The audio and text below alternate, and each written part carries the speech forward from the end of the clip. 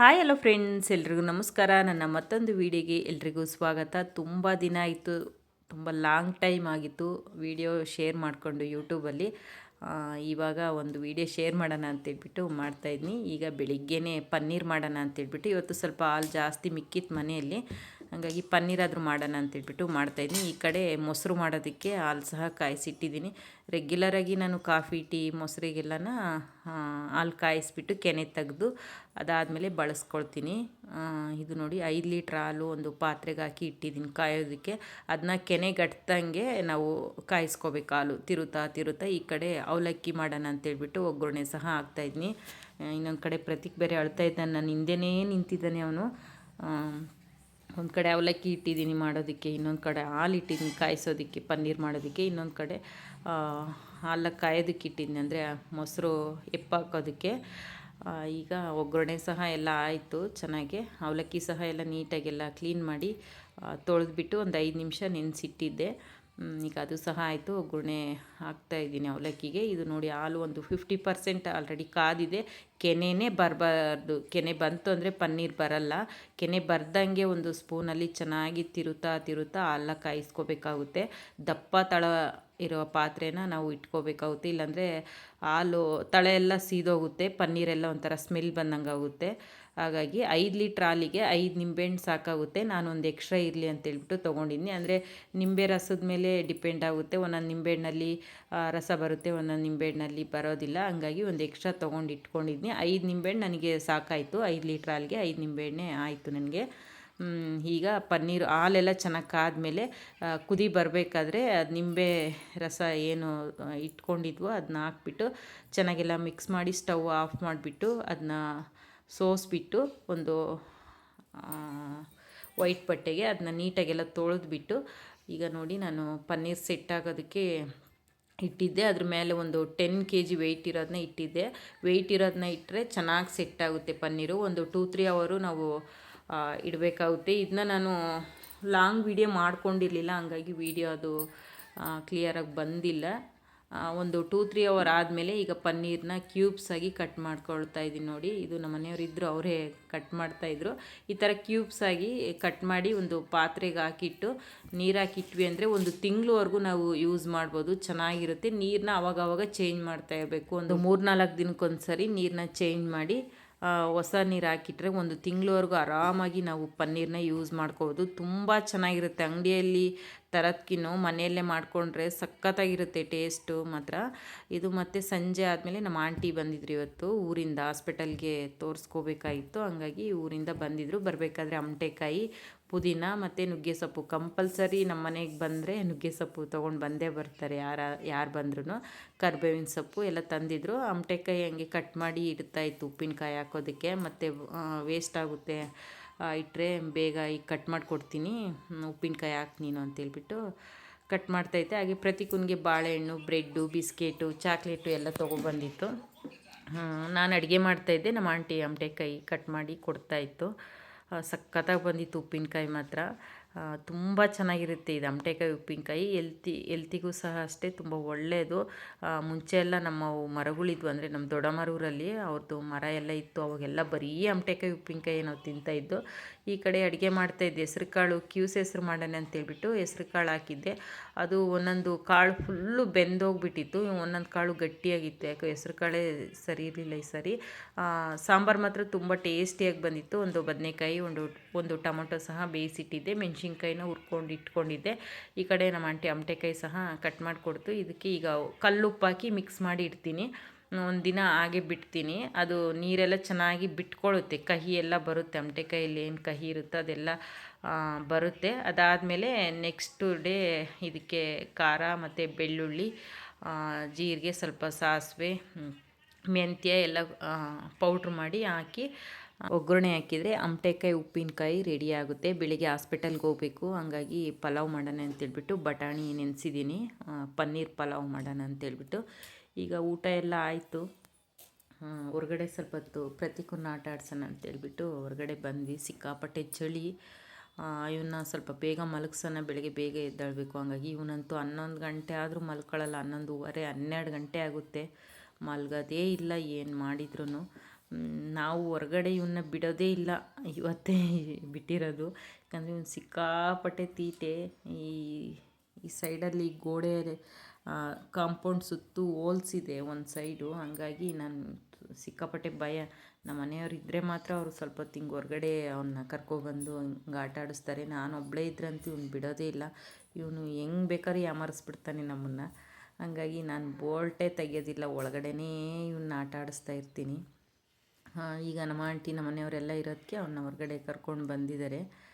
ನೋಡಿ ಅಲ್ಲಿ ಹೋಲ್ಸಿದೆಯಲ್ಲ, ಅಲ್ಲಿ ಹೋಗಿ ತಲೆ ತೂರಿಸ್ಬಿಡ್ತಾನೆ. ಒಂದು ತಲೆ ತೂರುತ್ತೆ, ತೂರಿಸ್ಬಿಟ್ಟು ಹೊರಗಡೆ ಹಿಂಗೆ ಬಗ್ಗಿ ನೋಡ್ತಾ ಇರ್ತಾನೆ. ನಮಗೆ ಸಿಕ್ಕಾಪಟ್ಟೆ ಭಯ, ಮೇಲ್ಗಡೆ ಇರೋದ್ರಿಂದ ಇವನ್ನ ಹೊರಗಡೆ ಬಿಡೋದಕ್ಕೆ ಭಯ. ಈಗ ಬೆಳಗ್ಗೆ ಪಲಾವ್ ಮಾಡೋಣ ಅಂತೇಳ್ಬಿಟ್ಟು ನೋಡಿ ಪನ್ನೀರು 1 kg ಪನ್ನೀರ್ ಬಂದಿತ್ತು, 5 ಲೀಟ್ರ್ ಹಾಲಿಗೆ 1 kg ಬಂದಿತ್ತು. ಸಖತ್ತಾಗಿ ಬಂದಿತ್ತು. ನಾವಂತೂ ಇದನ್ನ ಹಸಿದೇ ತಿಂತೀವಿ, ಯಾಕಂದರೆ ಮನೇಲಿ ಮಾಡಿರೋದಲ್ವ ತುಂಬ ಟೇಸ್ಟಿಯಾಗಿರುತ್ತೆ. ಅಂಗಡಿದ್ಕಿನ್ನೂ ಮನೇಲಿ ಮಾಡಿರೋ ಪನ್ನೀರು ಸಿಕ್ಕಾಪಟ್ಟೆ ಟೇಸ್ಟ್ ಇರುತ್ತೆ, ತುಂಬ ಚೆನ್ನಾಗಿರುತ್ತೆ. ಒಂದು ಸಲ ಟ್ರೈ ಮಾಡಿ, ಸಖತ್ತಾಗಿರುತ್ತೆ. ಈಗ ಪನ್ನೀರ್ ಪಲಾವ್ ಆದರೆ ರೆಡಿ ಆಯಿತು. ಮೊಸರು ಬಜ್ಜಿ ಸಹ ಮಾಡಿದೆ. ಈಗ ಹಾಸ್ಪಿಟಲ್ಗೆ ಹೋಗಬೇಕು. ಮಹತ್ತು ಸ್ಕೂಲ್ಗೆ ಹೋದ. ಈಗ ಟೈಮ್ 8:15 ಆಗಿದೆ. ನಾವು ಸಹ ಹೊರಡ್ಬೇಕು, ಬೇಗ ಹೋಗ್ಬೇಕಂತ ಅಂದ್ಕೊಂಡ್ವಿ. ಆದರೆ ಇವತ್ತು ನಮ್ಮ ಅದೃಷ್ಟಕ್ಕೆ ಆಟೋನೇ ಬುಕ್ ಆಗಲೇ ಇಲ್ಲ. ಎಷ್ಟು ಪ್ರಯತ್ನ ಮಾಡಿದರೂ ಇವತ್ತು ಆಟೋನೇ ಬುಕ್ ಆಗಲಿಲ್ಲ. ಅಂದರೆ ಓಲಾದರೇನೋ ಅವರು ಚಾರ್ಜಸ್ ಕಡಿಮೆ ಮಾಡಿದ್ದಾರೆ ಅಂತೇಳ್ಬಿಟ್ಟು ಅದೇನೋ ತೊಗೊಳ್ತಾ ಇಲ್ಲ, ಬುಕ್ಕಿಂಗೇ ತೊಗೊಳ್ತಾ ಇಲ್ಲ. ಅಲ್ಲಿಗೂ ನಾವು 20 ರುಪೀಸು 30 ರುಪೀಸ್ವರೆಗೂ ನಾವು ಎಕ್ಸ್ಟ್ರಾ ಪೇ ಮಾಡಿದರೂ ಸಹ ಅದು ಆಟೋನೇ ಬುಕ್ ಆಗಲಿಲ್ಲ. ಸಿಕ್ಕಾಪಟ್ಟೆ ಬೇಜಾರಾಯಿತು ಇವತ್ತಂತೂ. ಲಾಸ್ಟ್ಗೆ ಬೇರೆ ಅಮೌಂಟ್ ಕೊಟ್ಟು ಹೋಗಿದ್ದಾಯಿತು. ಹಾಸ್ಪಿಟಲ್ಗೆ ಹೋಗಿ ಬಂದ್ವಿ. ಮತ್ತು ಮಾರನೇ ದಿನವೂ ಹೇಳಿದರು ಬರೋದಕ್ಕೆ. ಹಾಗಾಗಿ ಇವತ್ತು ನಮ್ಮ ಮನೆಯವರು ನಮ್ಮ ಆಂಟಿ ಹೋದರು, ನಾನು ಮನೆಯಲ್ಲೇ ಇದ್ದೆ. ಅಂದರೆ ನಿನ್ನೆ ಬೆಳಗ್ಗೆ ಹೋದ್ರು ಸಂಜೆ ಆಯಿತು. ಹಂಗಾಗಿ ಇವತ್ತು ಅವನ್ನ ಪ್ರತೀಕನ ಕರ್ಕೊಂಡು ಹೋಗೋದು ಬೇಡ ಅಂತೇಳ್ಬಿಟ್ಟು ನಮ್ಮ ಮನೆಯವರೇ ಇವತ್ತು ಅವರು ಡ್ಯೂಟಿಗೆ ರಜೆ ಹಾಕ್ಬಿಟ್ಟು ನಮ್ಮ ಆಂಟಿನೂ ನಮ್ಮ ಮನೆಯವರು ಹೋದರು. ನಾನು ಅವ್ರಿಗೆ ಊಟಕ್ಕೆ ಅಂತೇಳ್ಬಿಟ್ಟು ಕಿಚಡಿ ಮಾಡೋಣ ಅಂತೇಳ್ಬಿಟ್ಟು ಮಾಡ್ತಾಯಿದ್ದೀನಿ. ಸಿಕ್ಕಾಪಟ್ಟೆ ಚೆನ್ನಾಗಿರುತ್ತೆ ಇದಂತೂ ಕಿಚಡಿ. ಹೆಸ್ರುಬೇಳೆ ಕಿಚಡಿ ಮಾಡ್ಬೋದು, ಅವರೆಬೇಳೆ ಕಿಚಡಿ, ಚಿಕ್ಕಟೆಬೇಳೆ ಕಿಚಡಿ ತುಂಬ ಚೆನ್ನಾಗಿರುತ್ತೆ. ನಾನಿವತ್ತು ಚಿಕ್ಕಟೆಬೇಳೆ ಕಿಚಡಿ ಮಾಡ್ತಾಯಿದ್ದೀನಿ. ಕಿಚಡಿ ಮಾಡೋಕ್ಕಿಟ್ಟೆ, ತುಪ್ಪ ನೋಡ್ತೀನಿ ಬಾಕ್ಸಲ್ಲಿ ಖಾಲಿ ಆಗಿಬಿಟ್ಟಿತ್ತು. ಹಾಗಾಗಿ ಇಮಿಡಿಯೇಟ್ಲಿ ಬೆಣ್ಣೆ ನೀನು ಕಾಯ್ಸೋಣ ಅಂತ ಅಂದ್ಕೊಂಡಿದ್ದೆ, ಮಾಡೋಣ ಅಂತೇಳ್ಬಿಟ್ಟು ಸುಮ್ಮನೆ ಅದೇ. ಇವತ್ತು ಕಿಚಡಿಗೆ ಇದ್ರೇ ತುಪ್ಪ ಇದ್ರೇ ಅದು ಚೆನ್ನಾಗಿರೋದು. ಹಂಗಾಗಿ ತುಪ್ಪ ಮಾಡೋಣ ಕಾಯಿಸೋಣ ಅಂತೇಳ್ಬಿಟ್ಟು ರೆಡಿ ಮಾಡಿದೆ. ನೋಡಿ ನಾನು ಈ ಥರ ಹಾಲು ಕಾಯಿಸಿ ಕೆನೆ ತೆಗೆದು ಒಂದು ಬಾಕ್ಸಲ್ಲಿ ಹಾಕಿಡ್ತೀನಿ. ಆ ಕೆನೆನ ಒಂದು ವಾರ ಆದಮೇಲೆ ನೋಡಿ ಈ ಥರ ಬಾಕ್ಸಲ್ಲಿ ಹಾಕಿಡ್ತೀನಿ. ಬಾಕ್ಸ್ ಫುಲ್ ಆದಮೇಲೆ ಎಪ್ಪಾಕ್ಬಿಟ್ಟು ಅದನ್ನ ಕಡಿದು ಬೆಣ್ಣೆ ಮಾಡಿ ಈ ಬೌಲ್ಗೆ ಹಾಕಿಡ್ತೀನಿ. ಇದು ಬೌಲು ಫುಲ್ ಆದಮೇಲೆ ತುಪ್ಪ ಕಾಯಿಸ್ತೀನಿ. ಇದು ಬೆಲ್ಲದಲ್ಲಿ ಮಾಡೋದಕ್ಕೆ ಕಾಯಿ ಸಹ ತುರಿದಿಟ್ಟಿದ್ದೀನಿ. ನೋಡಿ ಈ ಕಡೆ ಕಿಚಡಿ ಅವರೆಬೇಳೆ ಅಕ್ಕಿ 2 ಸಮ ಪ್ರಮಾಣದಲ್ಲಿ ತೊಗೊಂಡು ಅದನ್ನ ಬೇಯಿಸಿ ಅನ್ನ ಮಾಡ್ಕೊಂಡಂಗೆ ಮಾಡಿಕೊಂಡು ಅದನ್ನ ಚೆನ್ನಾಗೆಲ್ಲ ತಿರುಗಿಬಿಟ್ಟು ಈ ಥರ ಎಲ್ಲ ಸ್ಕ್ವಯರ್ ಶೇಪಲ್ಲಿ ಕಟ್ ಮಾಡಿ ಇಟ್ಕೊಂಡಿದ್ದೀನಿ. ಸಖತ್ತಾಗಿರುತ್ತೆ ಇದಂತೂ ಕಿಚಡಿ. ಅವರೆಬೇಳೆ ಕಿಚಡಿ ಮಾಡಿದ್ದೆ. ಬೇಸಿಗೆಯಲ್ಲಿ ಮಾತ್ರ ನಾನು ರೆಗ್ಯುಲರಾಗಿ ಹೆಸ್ರುಬೇಳೆ ಕಿಚಡಿ ಮಾಡ್ತೀನಿ, ತಂಪು ಅಂತೇಳ್ಬಿಟ್ಟು. ಇದು ಅವರೆಬೇಳೆಯಲ್ಲಿ ಮಾಡಿರೋದು ಇವತ್ತು. ತುಂಬಾ ಚೆನ್ನಾಗಿ ಬಂದಿತ್ತು ಟೇಸ್ಟ್ ಅಂತೂ. ಸಖತ್ತಾಗಿರುತ್ತೆ ಇದಂತೂ. ನಾನು ಅವಾಗವಾಗ ಮಾಡ್ತಾಯಿರ್ತೀನಿ. ಅಂದರೆ ಅಲ್ಲಿ ನಮ್ಮ ಮನೆಯಲ್ಲಿ ಮಾಡೋದಿಲ್ಲ, ನಮ್ಮ ಆಂಟಿಯವ್ರಿಗೆ ಬರೋದಿಲ್ಲ ಇದು ಕಿಚಡಿ ಮಾಡೋದಕ್ಕೆ. ಅಂದರೆ ಅವ್ರಿಗೆ ಗೊತ್ತಿಲ್ಲ ಇದು ಯಾವ ಥರ ಮಾಡೋದು ಅಂತ. ಹಂಗಾಗಿ ನಾನು ನಮ್ಮ ಮಾವ ಬಂದರು ಕಿಚಡಿ ಮಾಡ್ತೀನಿ, ನಮ್ಮ ಆಂಟಿ ಬಂದರು ಮಾಡ್ತಾಯಿರ್ತೀನಿ. ಯಾಕಂದರೆ ಅಲ್ಲಿ ಮಾಡೋದಿಲ್ಲ ಮನೆಯಲ್ಲಿ. ಹಂಗಾಗಿ ನಾನು ಇಲ್ಲಿಗೆ ಬಂದಾಗ ರೆಗ್ಯುಲರಾಗಿ ಮಾಡ್ತಾಯಿರ್ತೀನಿ. ನಮ್ಮ ಮನೆಯಿಂದ ಯಾರಾದರೂ ಬಂದರೆ ಅಂದರೆ ನೋಡಿ ಬೆಣ್ಣೆ ಸಹ ಚೆನ್ನಾಗೆಲ್ಲ ಒಂದು 10ರಿಂದ 12 ಸಲ ಚೆನ್ನಾಗಿ ನೀಟಾಗೆಲ್ಲ ತೊಳೆದ್ಬಿಟ್ಟು ಈಗ ತುಪ್ಪ ಕಾಯಿಸೋದಕ್ಕೆ ರೆಡಿ ಮಾಡಿ ಸ್ಟವ್ ಮೇಲೆ ಇಟ್ಟಿದ್ದೀನಿ. ತುಪ್ಪದ ಪುಡಿ ರೆಡಿ ಇರೋದ್ರಿಂದ ನನಗೇನು ಇದು ರಿಸ್ಕು ಅನಿಸಲ್ಲ. ನಮ್ಮ ದೊಡ್ಡಮ್ಮರ ಊರಲ್ಲಿ ಸ್ವಲ್ಪ ಹೋದಾಗ ತೊಗೊಬಂದಿದ್ದೆ, ಅವಾಗಲೇ ಒಂದು 5-6 ತಿಂಗಳಾಯಿತು ತುಪ್ಪದ ಪೌಡ್ರ್ ತಂದು. ಹಂಗಾಗಿ ನನಗೆ ತುಪ್ಪ ಕಾಯಿಸೋಕ್ಕೆ ತುಂಬ ಈಸಿ ಆಗುತ್ತೆ. ಅದಕ್ಕಿನ್ನೇನಿಲ್ಲ, ಬೆಣ್ಣೆ ತೊಳೆದ್ಬಿಟ್ಟು ಒಂದು ಸ್ವಲ್ಪ 1-2 ಬೆಳ್ಳುಳ್ಳಿ ಜಜ್ಜಿಗುಟ್ಟಾಕಿ ಒಂದು ಸ್ವಲ್ಪ ಹಸಿ ಕರಿಬೇವಿನ ಸೊಪ್ಪು ಹಾಕ್ಬಿಡ್ತೀನಿ ಅಷ್ಟೇ. ಇನ್ನು ಮಿಕ್ಕಿದ್ದು ತುಪ್ಪದ ಪೌಡ್ರು ಒಂದು ಅರ್ಧ ಸ್ಪೂನ್ ಆಗೋಷ್ಟು ತುಪ್ಪದ ಪೌಡ್ರ್ ಹಾಕ್ತೀನಿ. ನೋಡಿ ಇದು ನಮ್ಮ ದೊಡ್ಡಮ್ಮ ಮಾಡಿದರು, ತುಂಬ ಚೆನ್ನಾಗೈತೆ ಇದು. ಇದು ಯಾವ ರೀತಿ ಮಾಡಿದ್ದಾರೆ ಅಂತ ನನಗೆ ಗೊತ್ತಿಲ್ಲ. ಅದೇ ಮಾಮೂಲಿ ಚಕ್ಕೆ, ಲವಂಗ, ಏಲಕ್ಕಿ, ಮೆಂತ್ಯ ಅದೆಲ್ಲ ಹುರಿದ್ಬಿಟ್ಟು ಪೌಡ್ರ್ ಮಾಡಿ ಇಟ್ಕೊಳ್ತಾರೆ ಅವರು. ಅದರಲ್ಲೇ ನಾನು ಸ್ವಲ್ಪ ತೊಗೊಬಂದಿದ್ದೆ. ಹಂಗಾಗಿ ನನಗೆ ತುಪ್ಪ ಮಾಡಬೇಕಾದ್ರೆ ರಿಸ್ಕ್ ಅನಿಸಲ್ಲ. ಇದು ಸ್ವಲ್ಪ ಪೌಡ್ರ್ ಹಾಕ್ಬಿಟ್ರೆ ತುಪ್ಪ ರೆಡಿ ಆಗಿಬಿಡುತ್ತೆ. ಇದನ್ನೆಲ್ಲ ಹಾಕ್ಬಿಟ್ಟು ಒಂದು 5 ನಿಮಿಷ ಕುದಿಸಿದ್ರೆ ಸಾಕು, ತುಪ್ಪ ರೆಡಿ ಆಗುತ್ತೆ. ತುಂಬ ಚೆನ್ನಾಗಿ ಬಂದಿತ್ತು ತುಪ್ಪ ಅಂತೂ. ಈ ಸರಿ ಸುಮಾರು 1 kg ಆಗೋಷ್ಟು ತುಪ್ಪ ಬಂದಿತ್ತು. ನಮ್ಮ ಅಕ್ಕರಿಗೆ ಸಹ ನಾನು ಸ್ವಲ್ಪ ಕಳಿಸಿದ್ದೆ, ಅಷ್ಟು ತುಪ್ಪ ಸಿಕ್ಕಿತ್ತು ಈ ಸರಿ. ಸಖತ್ತಾಗಿ ಬಂದಿತ್ತು. ಟೇಸ್ಟು ಅಷ್ಟೇ ತುಂಬ ಚೆನ್ನಾಗಿ ಬಂದಿತ್ತು. ಮರಳಾಗಿ ತುಪ್ಪ ಯಾವತ್ತೂ ಈ ಸರಿ ಬಂದಾಗ ಬಂದಿರಲಿಲ್ಲ, ಅಷ್ಟು ಚೆನ್ನಾಗಿ ಬಂದಿತ್ತು. ಆಮೇಲೆ ತೋರಿಸ್ತೀನಿ ನಾನು. ಅದಾದಮೇಲೆ ಸಂಜೆ ಪಕೋಡ ಮಾಡಿದ್ದೆ. ಮಧ್ಯಾಹ್ನ ಕಿಚಡಿ ಊಟ ಮಾಡಿದ್ವಿ, ಆವಾಗ ಟೈಮೇ ಇರಲಿಲ್ಲ ಮಾಡೋದಕ್ಕೆ ಪ್ರತಿಕೂನ್ ಹಿಡ್ಕೊಂಡು. ಹಂಗಾಗಿ ಸಾಯಂಕಾಲ ಈಗ ಮಾಡ್ತಾಯಿದ್ದೀನಿ. ಸಿಕ್ಕಾಪಟ್ಟೆ ಚಳಿ ಬೇರೆ, ಹಂಗಾಗಿ 1-2 ಪಕೋಡ ಆದರೂ ಮಾಡೋಣ ಅಂತೇಳ್ಬಿಟ್ಟು ಈರುಳ್ಳಿ ಪಕೋಡನ ಮಾಡ್ತಾಯಿದ್ದೀನಿ. ಹಾಗೆ ಸಾಂಬಾರು ಬಂದುಬಿಟ್ಟು ಸೊಪ್ಪು ಸಾಂಬಾರು ಮಾಡಿದ್ದೆ, ಪಾಲಕ್ ಸೊಪ್ಪಿಂದು ಸೊಪ್ಪು ಸಾಂಬಾರು, ಅನ್ನ, ಪಕೋಡ ಮತ್ತು ಕಿಚಡಿ ಎಲ್ಲ ಆಯಿತು. ಸಖತ್ತಾಗಿ ಬಂದಿತ್ತು ಸಾಂಬಾರೂ ಅಷ್ಟೇ. ಹಾಗೆ ಅಮಟೆಕಾಯಿ ನಿನ್ನೆ ನಮ್ಮ ಆಂಟಿ ಕಟ್ ಮಾಡಿ ಇಟ್ಟಿತ್ತಲ್ವ, ಅದಕ್ಕೆ ಉಪ್ಪು ಹಾಕಿಟ್ಟಿದ್ದೆ. ಆ ಉಪ್ಪು ನೀರು ಬಸ್ದುಬಿಟ್ಟಿದ್ದೆ ನಾನು ಸಪ್ರೇಟಾಗಿ, ಮತ್ತೆ ಉಪ್ಪು ಹಾಕಿದ್ದೆ. ಅದನ್ನೆಲ್ಲ ಉಪ್ಪಿನ ನೀರು ಏನು ಬಿಟ್ಕೊಂಡಿತ್ತು ಅದನ್ನೆಲ್ಲ ಚೆಲ್ಲಿಬಿಟ್ಟು ನಾನು ಮತ್ತು ಖಾರಕ್ಕೆ ತಕ್ಕಷ್ಟು ಖಾರದ ಪುಡಿ, ರುಚಿಗೆ ತಕ್ಕಷ್ಟು ಉಪ್ಪು, ಸ್ವಲ್ಪ ಸಾಸಿವೆ, ಜೀರಿಗೆ, ಮೆಂತ್ಯ ಅದನ್ನೆಲ್ಲ ಪೌಡ್ರ್ ಮಾಡಿ ಹಾಕಿ, ಮತ್ತು 1-2 ಗೆಡ್ಡೆ ಬೆಳ್ಳುಳ್ಳಿನ ಜಜ್ಜಿಗುಟ್ಟಿ ಎಲ್ಲ ಚೆನ್ನಾಗಿ ಮಿಕ್ಸ್ ಮಾಡಿಬಿಟ್ಟು ಒಗ್ಗರಣೆ ಹಾಕಿದ್ನ. ಅಂದರೆ ಒಗ್ಗರಣೆ ಅಂದರೆ ಸ್ವಲ್ಪ ಒಂದು 4-5 ಟೇಬಲ್ ಸ್ಪೂನು ಎಣ್ಣೆ ಮತ್ತು ಸ್ವಲ್ಪ ಸಾಸಿವೆ, ಜೀರಿಗೆ ಒಗ್ಗರಣೆಯಲ್ಲಿ ಸ್ವಲ್ಪ ಚಿಟಪಟ ಅನಿಸಿ, ಅದು ಎಣ್ಣೆ ಪೂರ್ತಿ ತಣ್ಣಗಾದ್ಮೇಲೆ ಇದು ಉಪ್ಪಿನಕಾಯಿಗೆ ಹಾಕಿ ಮಿಕ್ಸ್ ಮಾಡಿದ್ದೆ ಅಷ್ಟೇ. ಸಖತ್ತಾಗಿ ಬಂದಿತ್ತು ಉಪ್ಪಿನಕಾಯಿ ಅಂತೂ. ಟೇಸ್ಟು ತುಂಬಾ ಚೆನ್ನಾಗಿ ಬಂದಿತ್ತು. ಈ ಕಡೆ ಪಕೋಡ ಸಹ ರೆಡಿ ಆಗ್ತಾಯಿದೆ. ಈಗ ವಾಯ್ಸ್ ಕೊಡೋಕ್ಕೆ ಬಿಡ್ತಾಯಿಲ್ಲ ನಮ್ಮ ಪ್ರತೀಕ್. ಇಲ್ಲೇ ಪಕ್ಕದಲ್ಲೇ ಕೂತ್ಕೊಂಡಿದ್ದಾನೆ ಚಿಂಟು ಟಿ ವಿ ಇಟ್ಕೊಂಡು. ನನಗೆ ಅದಕ್ಕರ್ಧ ನನಗೆ ಯೂಟ್ಯೂಬ್ ವೀಡಿಯೋ, ಸೀರೆ ವೀಡಿಯೋ ಮಾಡೋಕ್ಕೆ ಸ್ವಲ್ಪ ಕಷ್ಟನೇ ಆಗುತ್ತೆ. ಇವನ ಹತ್ರ ಮೊಬೈಲ್ಗೆ ಫುಲ್ಲು ಅಡಿಕ್ಟ್ ಆಗಿದ್ದಾನೆ. ನನಗೆ ವೀಡಿಯೋ ಮಾಡೋಕ್ಕೆ ಕೊಡಲ್ಲ. ಈಗ ನಮ್ಮ ಮನೆಯವ್ರದ್ದು ಇಟ್ಕೊಂಡು ಕೂತಿದ್ದಾನೆ ಅವನ ಮೊಬೈಲು. ಈಗ ಪಕೋಡ ಎಲ್ಲ ಆಯಿತು, ಊಟಕ್ಕೆ ರೆಡಿ ಮಾಡಿದೆ. ಇವತ್ತು ಪ್ರತೀಕ ಊಟ ಮಾಡ್ತಾಯಿಲ್ಲ, ಬರೀ ಪಕೋಡ ತಿಂತಾಯಿದ್ದಾನೆ. ಅಂದರೆ ಅವನ ಅಷ್ಟಾಗಿ ಏನು ತಿನ್ನಲ್ಲ, ಒಟ್ಟಿಗೆ ಅನ್ನ ತಿಂದಂಗೆ ಬರೀ ಅವ್ರ ಅಪ್ಪನ ತಟ್ಟೆಗೆ ತೆಗೆದು ಹಾಕ್ತಾಯಿದ್ದ. ಈ ಕಡೆ ಮಹತು ನಮ್ಮ ಆಂಟಿ ಅವರೆಲ್ಲ ಊಟಕ್ಕೆ ನಮ್ಮ ಆಂಟಿದು ಆಯಿತು ಊಟ ಆಲ್ರೆಡಿ, ನಂದು ಆಯಿತು. ಇವನಿಗೆ ನಮ್ಮ ಮನೆಯವರೇ ಊಟ ಮಾಡಿಸ್ಬೇಕು. ನಾನು ಊಟ ಮಾಡಿಸಿದ್ರೆ ಮಾಡೋದೇ ಇಲ್ಲ ಪ್ರತೀಕ, ನಮ್ಮ ಮನೆಯವರೇ ಮಾಡಿಸ್ಬೇಕು. ಹಂಗಾಗಿ ಇವ್ರದ್ದು ಸ್ವಲ್ಪ ಲೇಟ್ ಆಗುತ್ತೆ. ಅವ್ನಿಗೆ ಊಟ ತಿನ್ನಿಸಿ ಅವ್ರು ಊಟ ಮಾಡೋದು ಲೇಟ್ ಆಗಿಬಿಡುತ್ತೆ. ಚೆನ್ನಾಗಿ ಬಂದಿತ್ತು ಸೊಪ್ಪು ಸಾಂಬಾರು, ಪಕೋಡ ಎಲ್ಲ. ನೈಟು ಕಿಚಡಿ ಊಟ ಇದಾಗಿತ್ತು. ಮಾರನೇ ದಿನ ಬೆಳಿಗ್ಗೆ ಇವತ್ತು ಹೆಲ್ದಿಯಾಗಿರೋದಂದರೆ ಹೆಲ್ದಿಯಾಗಿರುವ ರೆಸಿಪಿನ ಮಾಡ್ತಾಯಿದ್ನಿ. ಒಂದಕ್ಕಿಂತ ಒಂದು ಹೆಲ್ತಿಗೆ ತುಂಬ ಒಳ್ಳೆಯದು. ಏನಪ್ಪ ಅಂತಂದರೆ ಹೆಸ್ರು ಕಾಳು ಮತ್ತು ಮೆಂತ್ಯ ಸೊಪ್ಪು, ಪನ್ನೀರು ಇದೆಲ್ಲ ಹಾಕ್ಬಿಟ್ಟು ಗ್ರೇವಿ ಥರ ಮಾಡಿದ್ದೆ. ದೋಸೆ ಜೊತೆಗೆ ಮಾಡಿದ್ದೆ. ಸಖತ್ತಾಗಿ ಬಂದಿತ್ತು, ತುಂಬ ಚೆನ್ನಾಗಿ ಬಂದಿತ್ತು. ನಮ್ಮ ಆಂಟಿಗೆ ಹೇಳ್ತಾಯಿದ್ದೆ, ಈ ಥರ ಮಾಡಿಕೊಂಡು ತಿನ್ನಿ ಆಂಟಿ, ಒಳ್ಳೇದು ಆರೋಗ್ಯಕ್ಕೆ ಅಂತ ಹೇಳಿದೆ. ನಮ್ಮ ಆಂಟಿ ಹೋದಾಗ ನಾನು ಟ್ರೈ ಮಾಡ್ತೀನಿ ಅಂತ ಹೇಳಿದರು. ಹಾಗೆ ರಾಗಿ ಗಂಜಿ ಸಹ ಮಾಡ್ತಾಯಿದ್ದೀನಿ. ಇದು ಅಷ್ಟೇ, ರಾಗಿ ಗಂಜಿ ಮಾಲ್ಟ್ ಪೌಡ್ರದು ತುಂಬ ಒಳ್ಳೆಯದು ಹೆಲ್ತಿಗೆ. ತುಂಬ ಜನ ತಗೊಳ್ತಾ ಇದ್ದೀರಾ, ಒಳ್ಳೆ ರೆಸ್ಪಾನ್ಸಸ್ ಸಿಗ್ತಾಯಿದೆ. ಯಾರಿಗಾದ್ರೂ ಬೇಕಂದರೆ ನಾನು ಇನ್ಸ್ಟಾಗ್ರಾಮ್, ಫೇಸ್ಬುಕ್ಕಲ್ಲಿ ನಾನು ವೀಡಿಯೋನ ಅಪ್ಲೋಡ್ ಮಾಡಿದ್ದೀನಿ. ನಂಬರ್ ಸಹ ಅಲ್ಲಿ ಮೆನ್ಷನ್ ಮಾಡಿದ್ದೀನಿ. ಬೇಕು ಅಂದರೆ ನೀವು ಕಾಲ್ ಮಾಡಿ ತೊಗೋಬೋದು. 1 kg ಬಂದುಬಿಟ್ಟು 500 ರುಪೀಸ್ ಇರುತ್ತೆ, ಪ್ಲಸ್ ಶಿಪ್ಪಿಂಗ್ ಚಾರ್ಜಸ್ ಇರುತ್ತೆ. ಇದು ನೋಡಿ, ಪನ್ನೀರ್ ನೆನ್ನೆ ಪಲಾವ್ಗೆ ಹಾಕಿ ಇನ್ನು ಮಿಕ್ಕಿರೋದನ್ನ ನೀರು ಚೇಂಜ್ ಮಾಡಿ ಮತ್ತೆ ಇಟ್ಟಿದ್ದೆ. ಸಖತ್ತಾಗಿ ಬಂದಿತ್ತು. ಇದು ಹೆಸ್ರು ಕಾಳು ಮತ್ತು ಪನ್ನೀರು, ಮೆಂತ್ಯ ಸೊಪ್ಪು ಗ್ರೇವಿ ತುಂಬ ಚೆನ್ನಾಗಿ ಬಂದಿತ್ತು. ದೋಸೆ ಜೊತೆಗಂತೂ ಮಸ್ತ್ ಕಾಂಬಿನೇಷನ್ ಇದು. ಚಪಾತಿಗಿನ್ನೂ ದೋಸೆಗೆ ತುಂಬಾ ಚೆನ್ನಾಗಿರುತ್ತೆ. ಈಗ ನೋಡಿ, ತುಪ್ಪ ಕಾಯಿಸಿಟ್ಟಿದ್ನಲ್ವ ನಿನ್ನೆ, ಎಷ್ಟು ಚೆನ್ನಾಗಿ ಬಂದಿತ್ತು ಅಂದರೆ ಮರಳಾಗಿ ಎಮ್ಮೆ ತುಪ್ಪ ಥರ ಇತ್ತು. ಸಖತ್ತಾಗಿತ್ತು ನೋಡಿ. ಪಾಕೆಟ್ ಹಾಲಲ್ಲಿ ನಾನು ಕಾಯಿಸಿ ಕೆನೆ ತೆಗೆದು ಅದನ್ನ ಎಪ್ಪಾಕಿ ಅದನ್ನು ಕಡ್ದು ಬೆಣ್ಣೆ ಮಾಡಿ ತುಪ್ಪ ಕಾಯಿಸಿರೋದು ಎಷ್ಟು ಚೆನ್ನಾಗಿ ಕಾಣಿಸ್ತಾ ಇದೆ ನೋಡಿ. ನಮ್ಮ ಅಕ್ಕರಿಗೆ ಸಹ ಒಂದು ಬಾಕ್ಸ್ ಕಳಿಸ್ದೆ, ಚೆನ್ನಾಗಿ ಬಂದಿತ್ತು. ಹಂಗಾಗಿ ಅವ್ರಿಗೂ ಕಳಿಸ್ದೆ. ಸುಮಾರು 1 kg ಆಗೋಷ್ಟು ಈ ಸರಿ ನನಗೆ ತುಪ್ಪ ಸಿಕ್ತು. ಹಂಗಾಗಿ ಸ್ವಲ್ಪ ನಮ್ಮ ಅಕ್ಕರಿಗೂ ಕಳಿಸ್ದೆ. ಉಪ್ಪಿನಕಾಯಿ ಅಷ್ಟೇ ಸಿಕ್ಕಾಪಟ್ಟೆ ಚೆನ್ನಾಗಿತ್ತು ನೋಡಿ. ಈ ರೀತಿ ನಾನು ಹಾಲ ಕಾಯಿಸಿ ಡೈಲಿ ಕಾಯಿಸ್ತೀನಿ ಹಾಲು. ಮೊಸರು ಮಾಡಬೇಕಂದ್ರೆ ಹಾಲು ಕಾಯಿಸಿ ಕೆನೆ ತೆಗೆದು ಎಪ್ಪಾಕ್ತೀನಿ. ಕಾಫಿ ಟೀಗೆ ಬೇಕಂದ್ರೂ ಅಷ್ಟೇ, ನಾನು ಕೆನೆ ತೆಗೆದುಬಿಟ್ಟೆ ಕಾಫಿ ಟೀಗೆ ಸಹ ಬಳಸೋದು ನೋಡಿ. 1 ಲೀಟ್ರ್ ಹಾಲು ಎಪ್ಪಾಕಿ ಅಕ್ಷಯಕಲ್ಪ ಡಬ್ಬದಲ್ಲೇ ಹಾಕಿಟ್ಟಿದ್ದೀನಿ.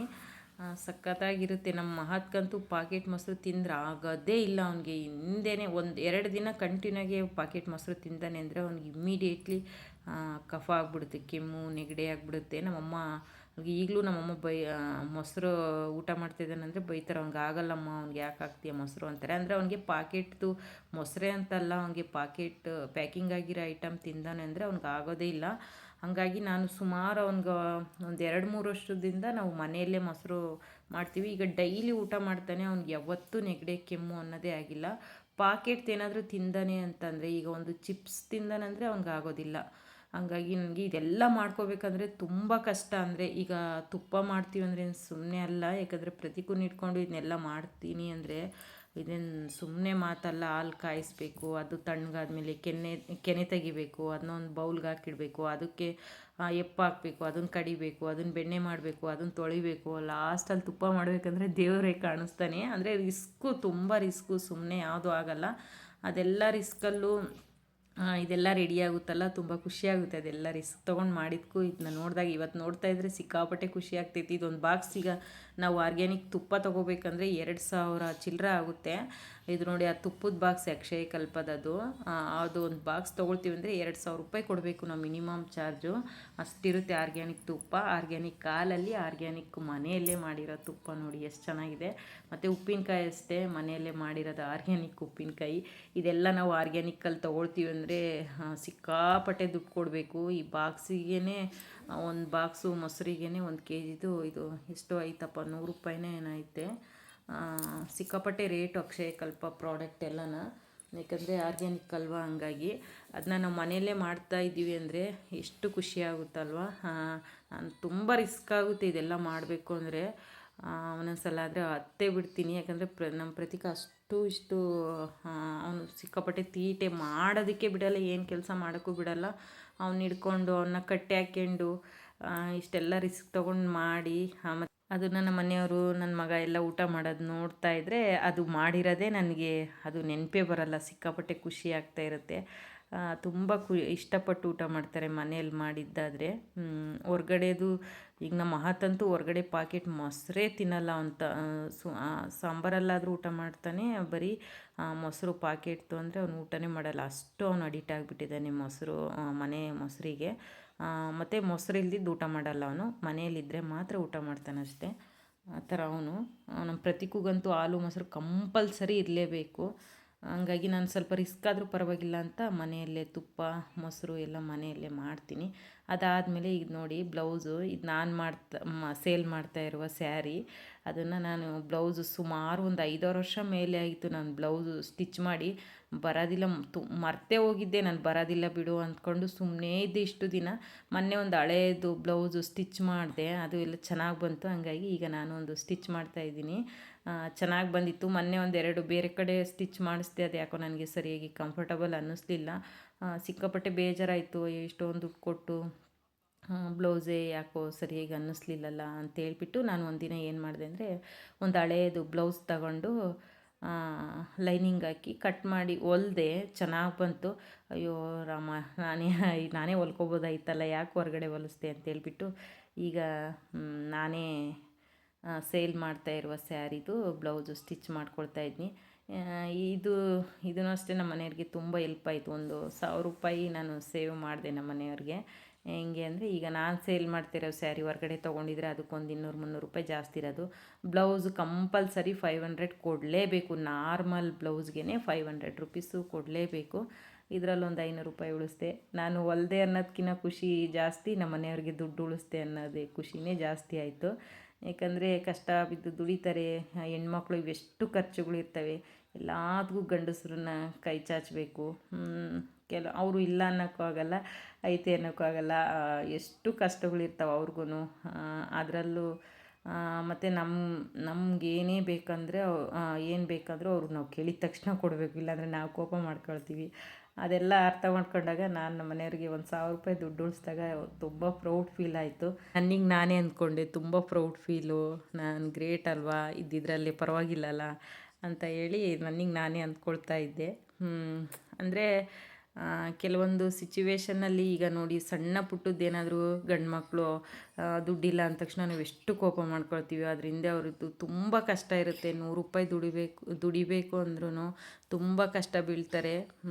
ಅದನ್ನು ನಾವು ಹೆಣ್ಮಕ್ಳು ಅರ್ಥ ಮಾಡಿಕೊಂಡು ನಮ್ಮ ಕೈಲಾದಷ್ಟು ಅವ್ರಿಗೆ ಎಲ್ಪ್ ಮಾಡಬೇಕೇ ಹೊರತು ಅವ್ರನ್ನ ಯಾವುದೇ ರೀತಿ ನೋವಿಗೆ ಸಿಗಾಕ್ಬಾರ್ದು. ಯಾಕಂದರೆ ಈಗಿನ ಕಾಲದಲ್ಲಿ ಗಂಡು ಮಕ್ಕಳು ಜೀವನ ತುಂಬ ಕಷ್ಟ, ತುಂಬ ಅಂದರೆ ತುಂಬ ಕಷ್ಟ. ಅಂದ್ರೂ ಕಷ್ಟ, ಅಂದ್ರೂ ಕಷ್ಟ. ನಾವೇನು ಆರಾಮಾಗಿ ಮಾತಾಡ್ತೀವಿ. ಅವ್ರು ಏನಾದರೂ ಸ್ವಲ್ಪ ನಾವು ಕೇಳಿದ್ದು ಕೊಡಿಸಿಲ್ಲ ಅಂತಂದರೆ ಏನಕ್ಕೆ ಕಟ್ಕೊಂಡು ಹೆಂಡ್ತಿ ಮಕ್ಕಳೆಲ್ಲ ಏನಕ್ಕೆ ಬೇಕು ಅನ್ನೋ ಕೇಳೋ ರೈಟ್ಸ್ ಎಲ್ಲ ನಮಗಿರುತ್ತೆ ಅವ್ರನ್ನ. ಆದರೆ ಅವರು ನಮ್ಮನ್ನು ಯಾವುದೇ ರೀತಿ ಜಡ್ಜ್ ಮಾಡೋಕ್ಕಾಗಲ್ಲ. ಏಕೆಂದರೆ ಅವರು ತಾಳಿ ಕಟ್ಟಿರ್ತಾರಲ್ಲ, ಅದೇ ತಪ್ಪಾಗಿರುತ್ತೆ ಹೆಣ್ಮಕ್ಳು ಪಾಲಿಗೆ. ಹೆಣ್ಮಕ್ಳೇ ಚೆನ್ನಾಗಿ ದುಡ್ದು ಸಂಸಾರ ಸಾಗಿಸ್ಲಿ ಅಂತೇಳ್ಬಿಟ್ಟು ದೇವ್ರೇನು ಎಕ್ಸ್ಟ್ರಾ ಕೈ ಕಾಲು ಕೊಟ್ಟಿರಲ್ಲ ಗಂಡು ಮಕ್ಕಳಿಗೆ ಯಾವ ಥರ ಕೈ ಕಾಲು ಕೊಟ್ಟಿರ್ತಾರೋ ಹೆಣ್ಮಕ್ಳಿಗೂ ಅದೇ ಥರ 2 ಕೈ 2 ಕಾಲು ಕೊಟ್ಟಿರ್ತಾರೆ. ಆದಷ್ಟು ಅವ್ರಿಗೆ ಬೆನ್ನೆಲುಬಾಗಿ ನಿಂತ್ಕೋಬೇಕೇ ಹೊರತು ಅವ್ರಿಗೆ ಯಾವುದೇ ರೀತಿ ಭಾರ ಆಗಿ ಇರಬಾರ್ದು ಹೆಣ್ಮಕ್ಳು. ಏಕೆಂದರೆ ಈಗಿನ ಕಾಲದಲ್ಲಿ ಒಬ್ಬರು ದುಡ್ದು ಸಂಸಾರ ಸಾಗಿಸ್ಬೇಕಂದ್ರೆ ತುಂಬ ಕಷ್ಟ ಇದೆ. ಅದರಲ್ಲೂ ಮಕ್ಕಳು ಎಜುಕೇಷನ್ನು ಎಲ್ಲ ಲೆಕ್ಕ ಹಾಕಿದರೆ ಎಷ್ಟೇ ದುಡಿದ್ರೂ ಸಾಕಾಗಲ್ಲ. ಹಂಗಾಗಿ ನಾವು ಸ್ವಲ್ಪ ಅವ್ರಿಗೆ ಬೆನ್ನೆಲುಬಾಗಿ ನಿಂತರೆ ಅವ್ರಿಗೂ ತುಂಬ ಆಸೆ ಕನಸು ಎಲ್ಲ ಇರುತ್ತೆ. ನಮ್ಗೆ ಹೆಣ್ಮಕ್ಳಿಗೆ ಯಾವ ಥರ ಆಸೆ ಇರುತ್ತೋ ಅದೇ ಥರ ಗಂಡು ಮಕ್ಳಿಗೂ ಆಸೆ ಇರುತ್ತೆ. ಹೇಳ್ಬೇಕಂದ್ರೆ ಹೆಣ್ಮಕ್ಳಿಗಿನ ಗಂಡು ಮಕ್ಕಳಿಗೆ ತುಂಬ ಕನಸು ಕಟ್ಕೊಂಡಿರ್ತಾರೆ. ನನ್ನ ಜೀವನ ಹಿಂಗೇ ಇರಬೇಕು, ನಾನು ಹಿಂಗೇ ಬಾಳಬೇಕು ಅಂತೇಳ್ಬಿಟ್ಟು ಅವ್ರು ಆಲ್ಮೋಸ್ಟ್ ಚಿಕ್ಕ ವಯಸ್ಸಿಂದ ಒಂದು ಗುರಿ ಅಂತ ಇಟ್ಕೊಂಡಿರ್ತಾರೆ. ಅದು ಮದುವೆ ಆದಮೇಲೆ ಕೆಲವ್ರದ್ದು ಪ್ಲಸ್ ಆಗುತ್ತೆ, ಇನ್ನು ಕೆಲವ್ರದ್ದಂತೂ ಫುಲ್ ಮೈನಸ್ಸೇ ಆಗುತ್ತೆ. ಯಾಕಂದರೆ ಹೆಂಡ್ತಿ ಮಕ್ಕಳು ಸಾಕೋದ್ರಲ್ಲೇ ಅವ್ರದ್ದು ಆಸೆ ಕನಸು ಗುರಿ ಎಲ್ಲ ಮುಡುಪು ಕಟ್ಟಿ ಮೂಟೆ ಕಟ್ಟಿ ಬಿಸಾಕಿರ್ತಾರೆ ಅಂತಲೇ ಹೇಳ್ಬೋದು. ಏಕೆಂದರೆ ಈಗಿನ ಕಾಲದಲ್ಲಿ ತುಂಬ ಕಷ್ಟ ಮಕ್ಕಳನ್ನ ಓದಿಸೋದು, ಸಂಸಾರ ಸಾಗಿಸೋದು ಅಂದರೆ ಸುಮ್ಮನೆ ಮಾತಲ್ಲ. ಎಷ್ಟೇ ದುಡಿದ್ರೂ ಸಾಕಾಗಲ್ಲ. ಹಂಗಾಗಿ ನಾವು ಸ್ವಲ್ಪ ಅವ್ರಿಗೆ ಬೆನ್ನೆಲುಬಾಗಿ ನಿಂತರೆ ಅವ್ರಿಗೂ ಎಲ್ಲೋ ಒಂದು ಕಡೆ ಆನೆ ಬಲ ಇದ್ದಂಗೆ ಇರುತ್ತೆ. ಏನೇ ಬಂದರೂ ಬಿಡಪ್ಪ ಮುಂದೆ ತುಳ್ಕೊಂಡು ಹೋಗೋಣ, ಏನು ನನ್ನ ಹೆಂಡ್ತಿ ಇದ್ದಾಳೆ ಅನ್ನೋದು ಅವ್ರಿಗೊಂಥರ ಧೈರ್ಯ ಇರುತ್ತೆ. ಎಷ್ಟೋ ಜನ ಗಂಡು ಮಕ್ಕಳು ಕೆಲ್ಸದ ಹತ್ರ ಹೋಗಿ ಅವ್ರು ಏನೇ ಅಂದರೂ ಅನ್ನಿಸ್ಕೊಂಡು ಅವ್ರ ಕೈ ಕಾಲಿಗೆಲ್ಲ ಬಿದ್ದು ಸಾರ್ ನನ್ನ ಮಕ್ಕಳು ಓದಿಸ್ಬೇಕು, ನನ್ನ ಹೆಂಡ್ತಿ ಮಕ್ಕಳನ್ನ ಸಾಕಬೇಕು ಅಂತೇಳ್ಬಿಟ್ಟು ಎಷ್ಟೋ ಗಂಡು ಮಕ್ಕಳು ಅವ್ರು ಕೆಲಸ ಮಾಡೋ ಜಾಗದಲ್ಲಿ ಕಣ್ಣೀರು ಹಾಕ್ಕೊಂಡು ಇರೋಬರೋ ಸುಳ್ಳುಗಳು ಹೇಳ್ಕೊಂಡು ಮಾಡ್ತಾಯಿರೋರು ನಾನು ನೋಡಿದ್ದೀನಿ. ಹಂಗಾಗಿ ಆದಷ್ಟು ಹೆಣ್ಮಕ್ಳು ಗಂಡು ಮಕ್ಕಳಿಗೆ ಸ್ವಲ್ಪ ಸಪೋರ್ಟಾಗಿ ನಿಲ್ಲಿ ಅಂತ ಕೇಳೋಕ್ಕೆ ಇಷ್ಟಪಡ್ತೀನಿ. ಏಕೆಂದರೆ ಇವತ್ತು ನಾನು ಯಾಕೆ ಈ ಮಾತು ಹೇಳಿದೆ ಅಂದರೆ ಇವತ್ತೇ ನನಗೆ ಒಂಥರ ಆಶ್ಚರ್ಯ ಆಯಿತು. ಈಗ ನಾನು ಸೇಲ್ ಮಾಡ್ತಾಯಿರೋ ಸ್ಯಾರಿ ತೊಗೊಂಡು ನಾನೇ ಸುಮಾರು ಒಂದು 5-6 ವರ್ಷ ಆಯಿತು ನಾನು ಬ್ಲೌಸು ಸ್ಟಿಚ್ ಮಾಡಿ. ನನಗೆ ಬರೋದೇ ಇಲ್ಲ ಅಂತೇಳ್ಬಿಟ್ಟು ನಾನು ಅವಾಗಲೇ ಡಿಸೈಡ್ ಆಗಿದ್ದೆ. ಮಿಷನ್ ಸಹ ಯಾರಾದರೂ ಕೇಳಿದ್ರೆ ಕೊಟ್ಬಿಡೋಣ ಬಿಡು ಇನ್ನೆಲ್ಲಿ ಅಂತೇಳ್ಬಿಟ್ಟು, ಮನೇಲಿ ಬೇರೆ ಜಾಗ ಇಲ್ಲ, ಯಾರಾದರೂ ಕೇಳಿದರೆ ಕೊಡೋಣ ಅನ್ನೋ ಅಷ್ಟು ಡಿಸಿಷನ್ ತೊಗೊಂಡಿದ್ದೆ. ಆದರೂ ಯಾಕೋ ನನಗೆ ಒಂದು ನೋಡೋಣ ಹೊಲ್ದು ಅಂತೇಳ್ಬಿಟ್ಟು ಹಳೇದೊಂದು ಬ್ಲೌಸ್ ಹೊಲ್ದಾದ್ಮೇಲೆ ನಾನು ಈ ಬ್ಲೌಸ್ ಹೊಲ್ದಿದ್ದು ನೋಡಿ ಚೆನ್ನಾಗಿ ಬಂದಿದೆ. ನಾನು ಆ 2 ಬ್ಲೌಸು ಮೊನ್ನೆ ರೀಸೆಂಟಾಗಿ ಹೊಲಿಸ್ದೆ, ಅದು ನನಗೆ ಅಷ್ಟೊಂದು ಕಂಫರ್ಟಬಲ್ ಅನ್ನಿಸ್ಲಿಲ್ಲ. ಇದು ನಾನು ಇವತ್ತು ವೇರ್ ಮಾಡಿರೋದು, ನಾನು ಸ್ಟಿಚ್ ಮಾಡಿರೋದೆ. ಇದು ಸ್ಟಿಚ್ ಮಾಡಿದಾಗ ನಾನು ಸ್ಟಿಚ್ ಮಾಡಿದ್ದೀನಿ ಅನ್ನೋ ಖುಷಿಕ್ಕಿನ್ನೂ ನಮ್ಮ ಯಜಮಾನ್ರಿಗೆ ನಾನು ದುಡ್ಡು ಉಳಿಸಿದ್ನಲ್ಲ ಅನ್ನೋದೇ ಸಿಕ್ಕಾಪಟ್ಟೆ ಖುಷಿ ಆಯಿತು ನನಗೆ. 1000 ರೂಪಾಯಿ ಅಂದರೆ ಏನು ಸುಮ್ಮನೆ ಮಾತಲ್ಲಲ್ಲ. ಹಂಗಾಗಿ ಎಷ್ಟಿರ್ತವೆ ಹೆಣ್ಮಕ್ಳವು, ನಮಗೆ ನಾವಾದರೂ ಸ್ವಲ್ಪ ದುಡಿದು ನಮ್ಮ ಖರ್ಚು ನಾವೇ ನೋಡ್ಕೊಳ್ಳೋ ಥರ ಆದರೂ ಹೆಣ್ಮಕ್ಳು ದುಡಿದ್ರೆ ಏನೋ ಅವ್ರಿಗೂ ಒಂಥರ ಸಮಾಧಾನ ನೆಮ್ಮದಿ ಸಿಗುತ್ತೆ. ಈಗ ನಾನೇನು ನಾನು ದುಡ್ದು ನನ್ನ ಗಂಡನಿಗೆ ನಾನು ದುಡ್ಡು ಕೊಡ್ತಾಯಿಲ್ಲ, ನನ್ನ ಖರ್ಚಿಗೆ ಈಗ ಏನಾದರೂ ಸಣ್ಣ ಪುಟ್ಟ ಖರ್ಚಿಗಾದರೂ ನಾನು ದುಡಿತಾ ಇದ್ದೀನಿ ಅನ್ನೋದು ಒಂದು ಪ್ರೌಡ್ ಫೀಲ್ ಆಗುತ್ತೆ. ಇವತ್ತು ನಂದು ಹುಟ್ಟದ ಹಬ್ಬ ಇತ್ತು. ನನಗೆ ಇದೆಲ್ಲ ಸೆಲೆಬ್ರೇಷನ್ ಮಾಡ್ಕೊಳ್ಳೋ ಆ ಥರ ನನಗೆ ಯಾವುದು ಆಸೆ ಇಲ್ಲ. ನಮ್ಮ ಮನೆಯವರು ಇವತ್ತು ಈ ವರ್ಷ ತುಂಬ ಚೆನ್ನಾಗಿ ಮಾಡಿದರು ಅಂತಲೇ ಹೇಳ್ಬೋದು. ಇವತ್ತು ನನಗೊಂದು ಸ್ಕೂಟಿ ಸಹ ಸರ್ಪ್ರೈಸಾಗಿ ಕೊಡಿಸಿದ್ರು, ಹೊಸದು. ಕಲಿಬೇಕು ನೀನು ಅಂತೇಳ್ಬಿಟ್ಟು ಈ ಸರಿ ಹೊಸದೇ ಕೊಡಿಸಿದ್ರು. ಹಾಗೆ ಒಂದು ಕೇಕ್ ಸಹ ತಂದು ಕಟ್ ಮಾಡಿದರು ಊಟಕ್ಕೆ ಅಂತೇಳ್ಬಿಟ್ಟು. ನಾನು ಇವತ್ತು ಚಪಾತಿ, ಮಶ್ರೂಮು ಮತ್ತು ಹಸಿ ಬಟಾಣಿ ಗ್ರೇವಿ, ಜಾಮೂನ್ ಮಾಡಿದ್ದೆ, ಫ್ರೈಡ್ ರೈಸು, ಹಾಗೆ ಬೇಬಿಕಾರ್ನ್ದು ಮಂಚೂರಿ, ಹಪ್ಪಳ ಇಷ್ಟೆಲ್ಲ ಮಾಡಿದ್ದೆ. ತುಂಬಾ ಚೆನ್ನಾಗಿ ಬಂದಿತ್ತು ಲಂಚೂ. ಇದೆಲ್ಲ ಹೊರ್ಗಡೆ ಈಗ ನೋಡಿ ಬರ್ತ್ಡೇ ಪ್ರಯುಕ್ತ ನಮ್ಮ ಮಹತ್ವ ಹೊರಗಡೆ ಹೋಗೋಣ ಅಂತೇಳಿದ್ದ. ಏನು ಬೇಡಪ್ಪ ಮನೆಯಲ್ಲೇ ಮಾಡ್ತೀನಿ ಅಂತೇಳ್ಬಿಟ್ಟು ಅದನ್ನು ಮನೆಯಲ್ಲೇ ಮಾಡಿದೆ. ಅದಕ್ಕೂ ನಮ್ಮ ಮನೆಯವ್ರು ಹೇಳ್ತಾಯಿದ್ರು, ಇದೆಲ್ಲ ಈಗ ಊಟ ಹೊರಗಡೆ ಮಾಡ್ತೀವಿ ಅಂದರೆ ಒಬ್ಬರಿಗೆ ಒಂದು 500 ರೂಪಾಯಿ ಆದರೂ ಆಗೋದು, ನೋಡಿ ಇವತ್ತು ನಿಮ್ಮ ಮಮ್ಮಿ ಮನೆಯಲ್ಲೇ ಮಾಡಿ ದುಡ್ಡು ಸೇವ್ ಮಾಡ್ತು ಅಂತೇಳಿ ಹೇಳ್ತಾಯಿದ್ರು. ಈ ಥರ ಇತ್ತು ಫ್ರೆಂಡ್ಸ್ ಇವತ್ತಿನ ವೀಡಿಯೋ. ನಂದು ಬರ್ತ್ಡೇ ಇತ್ತು, ಹಂಗಾಗಿ ಇವತ್ತು ಬರ್ತ್ಡೇ ಪ್ರಯುಕ್ತ ಒಂದು ಸ್ಕೂಟಿ ಕೊಡಿಸಿ ಒಂದು ಕೇಕ್ ಕಟ್ ಮಾಡಿದರು. ತುಂಬ ದಿನ ಆಗಿತ್ತು ವೀಡಿಯೋ ಶೇರ್ ಮಾಡಿಕೊಂಡು, ಹಂಗಾಗಿ ಇವತ್ತು ಈ ಕ್ಲಿಪ್ಪಿಂಗ್ನ ಶೇರ್ ಮಾಡಿಕೊಂಡೆ. Thank you.